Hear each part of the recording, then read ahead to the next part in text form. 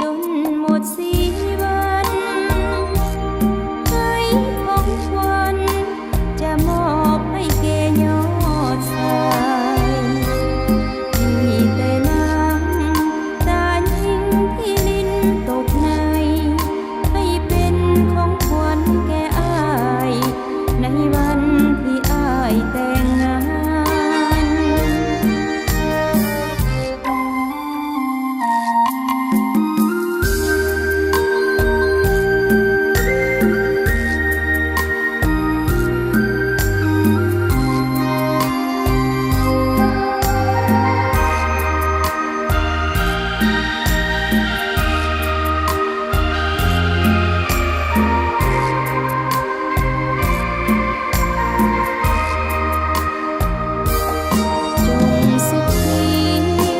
สุขี